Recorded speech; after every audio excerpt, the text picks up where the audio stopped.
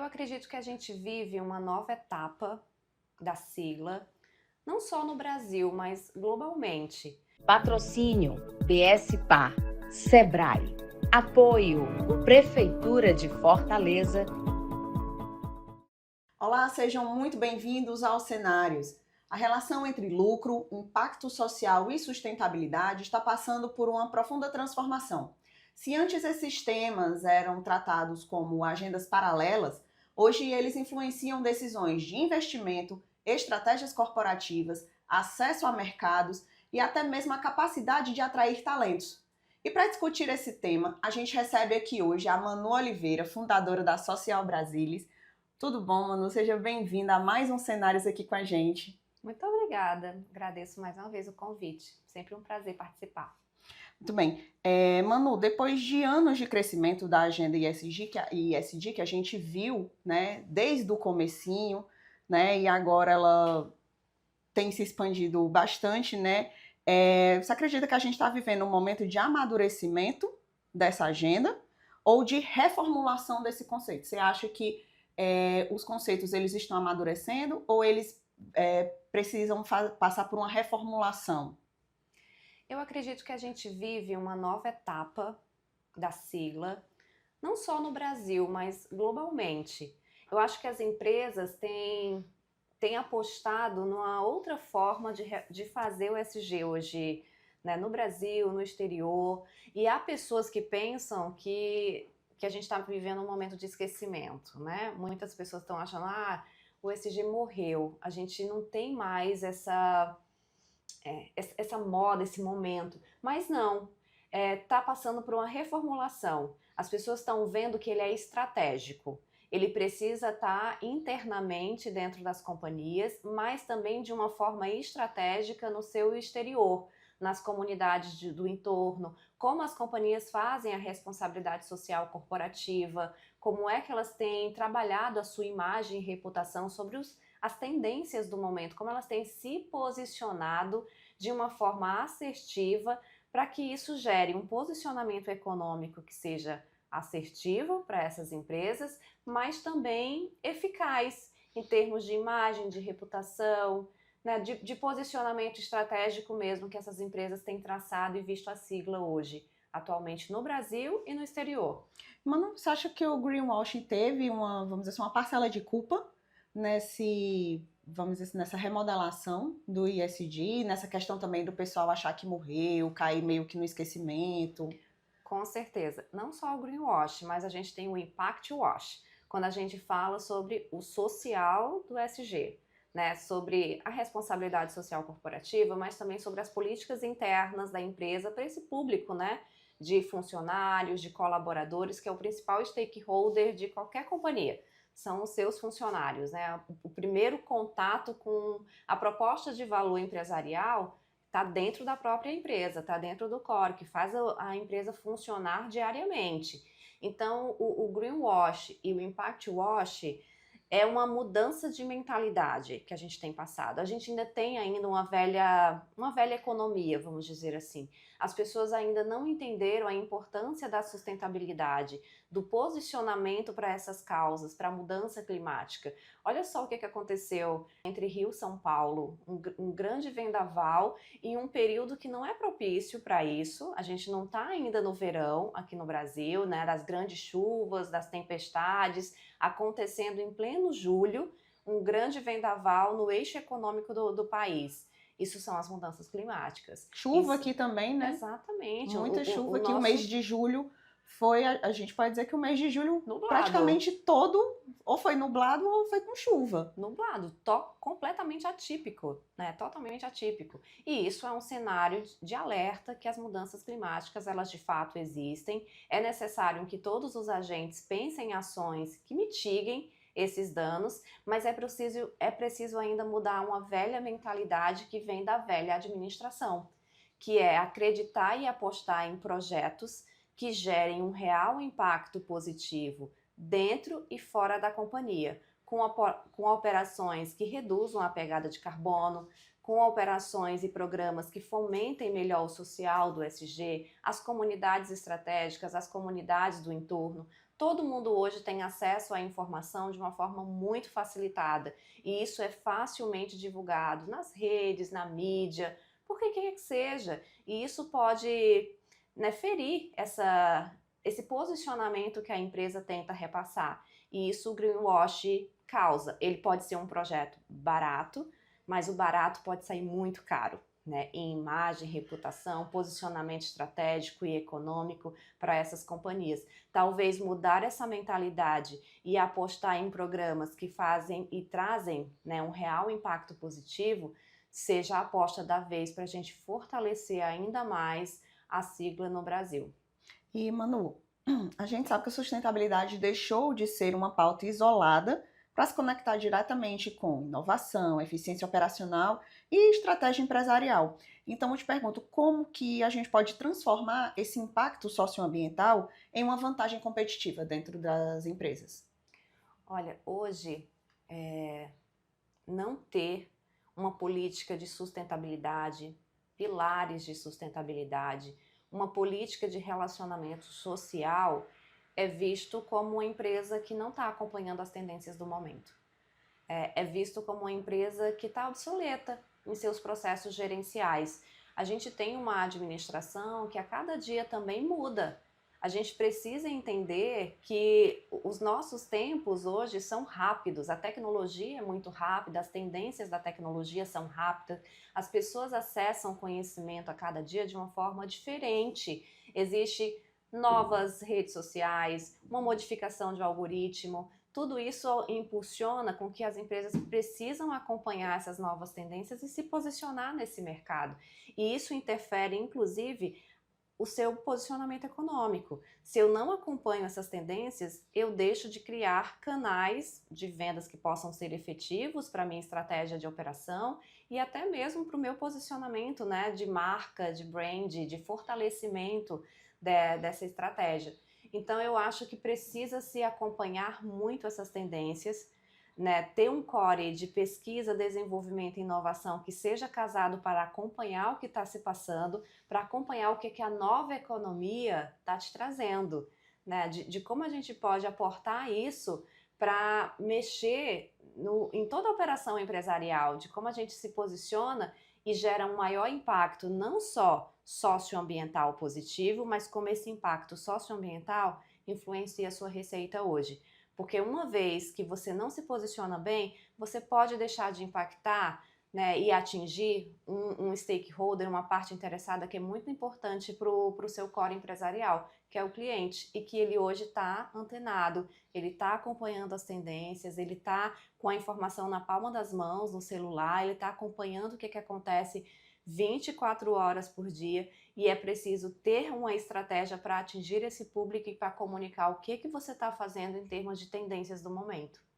E, Manu, o que é que os investidores estão observando hoje nos indicadores ESG, né, nas práticas ESG e nos indicadores de impacto das empresas quando eles vão investir? O investidor, ele quer também ganhar, né, pertencer ao lucro, aquilo que a empresa está fazendo de melhor, né, do valor que está sendo compartilhado, o valor econômico e o valor social. O investidor precisa aportar o seu recurso, que é algo que ele tem também de mais valioso, de uma forma assertiva, em alguém que vá retornar em formato de lucros, de partilhas, de dividendos, e todo mundo saia ganhando, mas ao mesmo tempo ele quer também ter uma imagem positiva daquele recurso que ele aportou. Então, hoje em dia, não é só o valor econômico, ele quer uma partilha de valor social, ele quer uma partilha de como isso está sendo tão positivo para a companhia de capital dele, de como ele como é que ele está se posicionando também como uma pessoa física, investidor, que também acredita nessas novas tendências, como ele se posiciona nessa nova economia. Ele também quer mostrar o quanto antenado ele está e quanto que ele está acompanhando as tendências da inovação, do que esse mundo está pedindo para que a gente se adapte e gere valor em cima disso. Mas hoje um valor consciente, né? Um valor que possa propagar para o público o impacto positivo, mas também uma nova forma de se fazer economia. E, Manu, quais são os erros mais comuns que as empresas cometem hoje quando elas tentam implementar agendas de sustentabilidade nas suas empresas? A primeira é acreditar que os objetivos de desenvolvimento sustentável são figurativos. Esse é o primeiro ponto. Eles são coloridinhos, são lindos, mas você precisa ter uma estratégia para usá-los. De trás de 17 Objetivos do Desenvolvimento Sustentável, há 169 metas. Quando você coloca 8 quadradinhos no seu projeto, você está passando uma imagem, principalmente para um auditor, para um avaliador de impacto e resultados, que o seu projeto não é efetivo, ele é utópico. Ele está tentando solucionar um problema que anos de políticas públicas não conseguiram solucionar. Por isso que a Agenda 2030 ela é um esforço conjunto de poder público, da iniciativa privada, do terceiro setor, de todos nós enquanto sociedade. Né? Tentando aportar ali o que a gente consegue, o mínimo para se tornar o máximo em termos de impacto a longo prazo. Então, a primeira coisa é, se você tem um programa de sustentabilidade, qual o objetivo de desenvolvimento sustentável você alcança? Por detrás daquele objetivo, qual é a meta específica que o seu projeto está direcionando para solucionar? A partir disso, a gente faz uma leitura externa que aquele projeto tem efetividade. E ele pode estar longe do greenwash e do impact wash. Eu acho que esse é o primeiro ponto, né, de como compreender a leitura dos objetivos do desenvolvimento sustentável. O segundo, mudança de mentalidade. É acreditar que a velha economia já não tem mais lugar num novo modelo de economia. A gente está falando de mudanças climáticas, a gente está falando sobre posicionamento estratégico, a gente está falando sobre efetividade de mercado causado com responsabilidade social corporativa também. Então, mudar essa mentalidade dos gestores é apostar também que eles acreditam que essa é a tendência do momento e passam a aportar mais recursos em algo que vai retornar para eles de médio a longo prazo. Porque quando eu invisto, um exemplo tácito, né, para o pessoal que está acompanhando a gente poder entender. Quando eu invisto em um projeto de empregabilidade para jovens no meu entorno empresarial, eu estou fazendo um projeto que reforça o social da minha sigla ESG. Só que esse projeto, eu vou colher o impacto positivo dele de médio a longo prazo, quando eu passar a contratar esses meninos na minha companhia, como aprendizes, como estagiários, e eles vão ter uma progressão de carreira dentro da minha companhia. E aí eu não vou precisar mais trazer gerente para assumir a operação de fora, que eu vou pagar um custo alto para alocar esse gerente aqui, ele não vai conhecer o território, não vai conhecer a cultura local e ele não tem propriedade para fazer um projeto de posicionamento estratégico e econômico para uma companhia em um período rápido. Então, investir de médio e longo prazo no próprio território é colher frutos de médio e longo prazo que só vão reforçar o posicionamento estratégico e econômico. Só que essa mentalidade nem todo mundo tem. É como você vem falando desde o começo, né? Questão da mudança da mentalidade. É mudança de mentalidade também reforçar um terceiro ponto que eu acho que é bem importante, né? Eu acho que ESG, principalmente o social, não é a distribuição de cestas básicas para comunidades do entorno, apenas. Isso não estou dizendo que isso não é importante, Mas não é só isso que vai resolver o problema. Não é só isso. É a efetividade do programa, né? A empregabilidade de jovens, investir em uma escola do entorno, equipar uma escola do entorno. Hoje a gente está falando de IA, mas a maioria da nossa população ainda está no estágio de letramento digital. Como é que a gente vai empregar esses jovens que quando eu tiro o celular da mão dele, ele não consegue ligar um computador, ele não consegue usar o computador para produtividade? Como é que eu vou empregar esse menino na minha companhia? Né? Eu vou estar sempre num processo de formação contínua se eu não invisto na causa e trazendo de fora alguém para operar as minhas operações aqui que não conhece do território. Então, não vai ser capaz de fazer uma gestão de riscos e ter um olhar sistêmico. É isso aqui que a maioria das empresas ainda não conseguiu capturar. Então, quando eu penso projetos que sejam eficazes, quando eu tenho essa mudança de mentalidade, né, de mindset, vamos dizer assim, eu consigo aplicar projetos de sustentabilidade, projetos sociais e ter uma governança corporativa efetiva de curto, médio e longo prazo. Manu, enquanto algumas organizações ainda tratam a sustentabilidade como agenda complementar, existem outras companhias que já utilizam o ESG como ferramenta de inovação e diferenciação competitiva. Então, eu queria que você falasse para a gente quais setores estão mais avançados nessa transformação, quais são os setores que já estão, vamos dizer assim, lá na frente em relação ao uso do ESG como uma ferramenta competitiva. Olha, com certeza, empresas que têm, né, um impacto ambiental em territórios, elas estão mais avançadas na agenda de sustentabilidade, porque elas são requeridas, né, inclusive por lei, a terem uma política de sustentabilidade que mitigue possivelmente os danos do território que elas causam, né? Então, empresas que têm esse impacto já ambiental, que fazem algum tipo de extração, elas têm já uma política de sustentabilidade incorporada no seu core.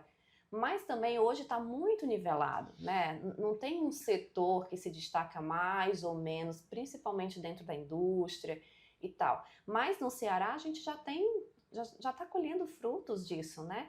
O Social Brasilis realiza anualmente um evento chamado Conexão SG, que a gente reúne, né, empresas do Ceará, principalmente que têm projetos interessantes, que estão começando ali a emplacar a sigla ESG, trabalhando conceitos também de impacto socioambiental positivo, para compartilharem o que elas estão fazendo, quais são suas políticas, né, na sustentabilidade, no social, na governança. E um caso interessante é da Serbrais, que participou ano passado junto com a gente. E no evento a gente sempre faz uma rodada de negócios com os empreendimentos de periferias e favelas que a gente desenvolve. E a gente prepara esses empreendedores para serem fornecedores da indústria, né? Para que a indústria tenha um impacto positivo também na sua cadeia de suprimentos. E a Serbrais fez uma conexão com um dos nossos negócios, que é o Ateliê Colaborativo.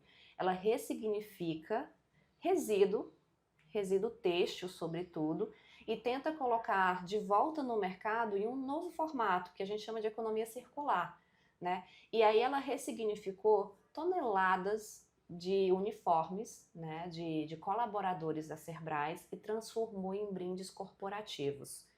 E ela entrou nesse ano pela primeira vez no relatório de sustentabilidade da Serbrais, né? Recebeu um certificado de contribuição com a empresa, né, que ela estava ajudando a empresa a reduzir a sua pegada de carbono através da ressignificação dos uniformes, mas também de outros resíduos que a companhia doa, ela ressignifica e depois a Serbrais recompra para poder distribuir nos seus eventos corporativos, para os seus funcionários, como brindes, né? Para propagar ainda mais a marca da companhia. E eu acho que isso é um grande feito. A ArcelorMittal também fecha, né, com essa mesma empresa, que faz também a ressignificação dos itens, transforma uniformes em suportes térmicos, né, para as garrafinhas, os colaboradores, e tudo isso é reduzir a pegada de carbono de uma forma simples, né, um percentual ali, né, de toda, que não é só isso também, gente, mas também impacta de uma certa forma, né, a gente não pode pegar todo esse resíduo e jogar e descartar de uma forma incorreta, mas também está trabalhando a sua marca ao redistribuir para os seus funcionários, isso é S, da sigla, né, do SG, mas também está propagando a sua marca, está gerando um posicionamento estratégico e está tendo um impacto na cadeia de suprimentos quando eu consigo comprovar que eu comprei de um pequeno empreendedor e esse negócio ainda é um negócio de impacto socioambiental de uma periferia ou favela de Fortaleza. Para que impacto melhor? Né? Qual que é o relatório melhor de ESG, de sustentabilidade, quando todos esses cases são reais e começou em um evento, né, organizado também por um negócio de impacto local e fez essa conexão porque esse negócio de impacto, né, que somos nós, preparou esse empreendedor para concorrer nessa cadeia de suprimentos, porque geralmente eles não conseguem fazer isso também, porque é muito difícil a concorrência. é muito difícil eles entenderem o processo de compra que essas empresas, principalmente grandes empresas, têm. E a gente está ali para fazer essa simplificação dessa linguagem e poder fazer com que esse empreendedor também gere uma maior renda e essas empresas consigam atingir também o seu grau de posicionamento estratégico na sigla ESG. Manu, a gente vê muito falar, né? A gente escuta muito as pessoas falando sobre grandes empresas com agenda ESG, né? Mas e as pequenas e médias empresas? Como é que elas podem participar desse movimento? Como é que elas podem contribuir, vamos dizer assim, para além da questão de ajudar as grandes companhias? Como é que elas podem também participar, também fazer parte dessa agenda ESG? Eu acho que todo mundo é chamado para contribuir nessa nova economia. Eu acho que os nossos desafios estão tão complexos, tão graves e tão emergenciais. A gente precisa, todo mundo, fazer um esforço coletivo para contribuir com essa agenda. As pequenas empresas precisam entender do processo de governança. Ontem mesmo eu fiquei reunida 3 horas com pequenos empreendedores de todo o Brasil para falar sobre conceitos de governança, né? Como é que eles poderiam criar estratégias e práticas para proteger, se autoproteger, proteger sua marca, proteger o trabalho que você está criando, organizar os seus processos. Isso é ESG. O pequeno precisa entender como é que funciona isso. Ele precisa criar estratégias de como é que ele economiza mais água, como é que ele economiza luz. Ele vai entender que economizando isso, ele mexe na precificação do seu produto. Ele pode reduzir custos, fazendo que ter um posicionamento melhor, né? Ele precisa entender como é que ele entra nessa agenda. E as médias, que daqui a pouco vão se tornar grandes, né, em sua operação, na sua escala, precisam também começar a fazer projetos que reforcem o seu próprio posicionamento. Projetos com juventudes, projetos com escolas, projetos que cuidem da saúde mental dos seus colaboradores, projetos que reforcem a governança corporativa, a sustentabilidade, mesmo que de uma forma pequena, de uma forma ainda acanhada, divulgar os seus relatórios de resultados nos seus sites. Nós, do Social Brasilis, divulgamos anualmente o nosso relatório de resultados. Isso é uma forma que as pessoas, né, possam entender como o impacto positivo é importante para a gente. Né? Eu tenho clientes que financiam nossos programas, eles precisam entender que é eficaz para continuar investindo nesses projetos. Da mesma forma, são empresas, pequenas, médias ou grandes. Elas precisam demonstrar para essas partes interessadas que elas geram resultados e que eu consumindo aquele produto e aquele serviço, eu não estou só sanando uma necessidade minha, né, de consumidor, mas com esse consumo eu também estou contribuindo com o meio ambiente, com a sociedade como um todo. Perfeito. E, Manu, quais são as principais oportunidades, né, que o Nordeste e o Ceará apresentam para o desenvolvimento de negócios de impacto? Eu sou muito suspeita para falar sobre o Ceará. Recentemente, Fortaleza ficou entre as 10 cidades de maior destaque numa lista do LinkedIn Notícias, onde eu sou top voice, né, para a economia de impacto. E Fortaleza está lá na 4ª posição como uma cidade em alta empregabilidade, em novas tendências.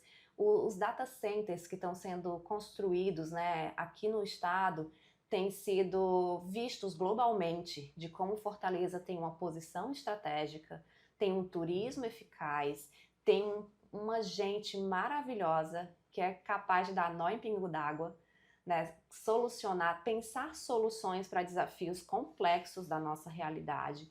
Eu acho que Fortaleza se destaca não só pela inovação tradicional, mas como a inovação social, né? Nós somos um ecossistema de inovação social com o maior número de negócios de impacto do Brasil, com uma plataforma que tem uma vitrine de negócios de impacto que reforça isso, né? Investidores, né, de capital, de venture capital, que estão aqui no estado do Ceará investindo em negócios de impacto, propagando, sendo, né, também grandes vozes para a causa, programas, né, estruturantes, organizações também que impulsionam e articulam negócios de impacto.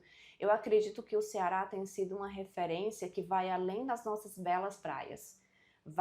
Representa a nossa gente, né, de como a gente consegue mesmo pensar em soluções criativas e muitas vezes com poucos recursos para demandas muito complexas da nossa sociedade, do nosso mercado e atrair pessoas, atrair não só capital de investimento, mas capital humano que vem para Fortaleza interessado nesse grande boom e, claro, né, nas nossas praias e no sol e mar o ano inteiro que a Terra da Luz oferece.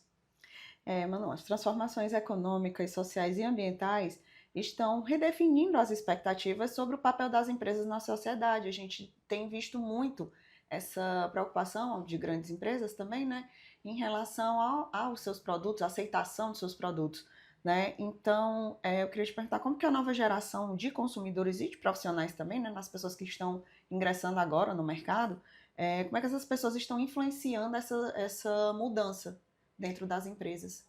Eu acredito que sendo uma voz e tendo uma visão crítica sobre aquilo que se vê e se propaga nas redes sociais, né? A gente está o tempo todo com o celular, no WhatsApp, acompanhando notícias nas mídias. A gente está mais no celular do que propriamente na TV, né? Que é onde a gente acompanha as notícias, se atualiza e tudo. E eu acho que é aqui que o consumidor está com um olhar mais criterioso.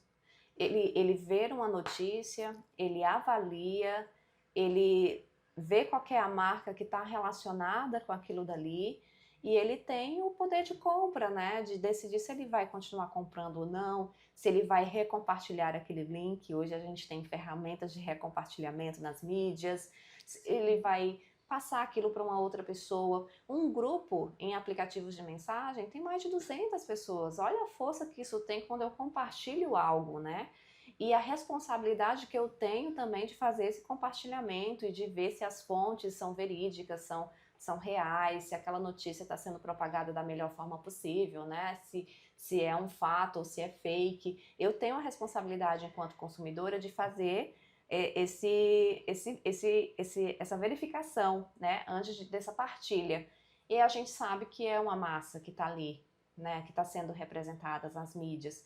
E eu acho que é aqui que tem influenciado esse posicionamento. E quando os consumidores são um grande stakeholder, uma parte interessadíssima das companhias para entenderem como elas estão fazendo a sustentabilidade social, mas a sustentabilidade ambiental das suas operações hoje.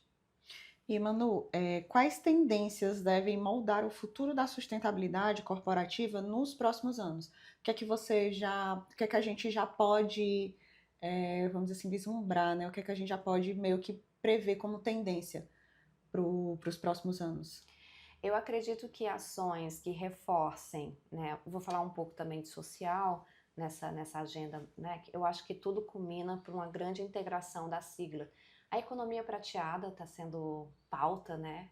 De investir na senioridade, trazer esses sênios para dentro das companhias, esse olhar de maturidade, de diversidade, capaz de impactar também a forma como eu me posiciono da melhor forma possível. Os objetivos do desenvolvimento sustentável, apesar de não tão atuais, eles são sempre uma tendência, principalmente na forma que eu os uso da melhor forma possível, né, da forma mais assertiva possível. A mensuração do impacto gerado através de consultorias que sejam realmente avaliadores de resultados e impactos. Como é que eu gero relatórios que sejam assertivos? Como é que eu coloco isso no meu site de uma forma visível para todo mundo ver? As práticas de governança. Que práticas de governança você tem hoje que reforçam a política de controle e monitoramento do impacto ambiental que você tem gerado? E como é que isso está público, né, no seu site, da sua corporação, de um modo que todo mundo possa ver, acompanhar, sentir? A educação tecnológica. Eu acho que a tecnologia, quando usada de uma forma positiva, ela é capaz de fazer uma grande economia, né, de resíduos, como é que eu direciono os resíduos de uma certa forma. E o último ponto que eu queria destacar é o impacto na cadeia de suprimentos. Quem são os seus fornecedores? Como esses fornecedores também têm políticas de sustentabilidade social e ambiental, né? Se eles são negócios de impacto socioambiental, comprar de pequenos empreendedores, né? Tem política pública do governo federal que também já tem reforçado isso, né? A compra de pequenos de pequenos empreendedores, de microempreendedores, é para reforçar essa economia, a economia das periferias, a economia de favelas. Eu acho que tudo isso é ESG, tudo isso é se posicionar bem e é também gerar posicionamento econômico e estratégico. Muito bem. E, Manu, para a gente encerrar, que a gente já está chegando ao final aqui dos cenários, eu gostaria de te convidar para você fazer suas considerações finais em relação a esse tema que é tão importante hoje para as empresas, para a sociedade como um todo, para todo mundo, né? Eu convido todo mundo a entrar em grupos de discussões sobre ESG, participar de eventos, né, do nosso ecossistema, acompanhar aqui também matérias tão importantes como essa que trazem pautas atuais, que falam sobre tendências. A gente sabe o quanto que é difícil hoje filtrar informação de valor nas redes sociais, nas mídias, e vocês estão facilitando, estão criando esse canal ali para levar uma informação qualificada. Eu acho que é importante a gente estar ligado nessas tendências, né? Uma informação qualificada de valor também é uma tendência que eu posso adaptar no meu negócio e fazer isso acontecer da melhor forma. E o ESG, ele nunca vai morrer. Ele é uma agenda global que reforça medidas que mitiguem e sanem problemas emergenciais que são compartilhados por todos nós, pessoas físicas. Muito bem. E com isso a gente chega ao final de mais um Cenários. Quero agradecer aqui a sua participação, Manu. Muito obrigada. Foi um prazer receber você aqui com a gente, tá bom? E também a nossa audiência. Se você gostou, curta, compartilhe, deixe o seu comentário e se inscreva no nosso canal para não perder nenhum conteúdo da Trends. A gente fica por aqui, próxima quinta tem mais. Até lá!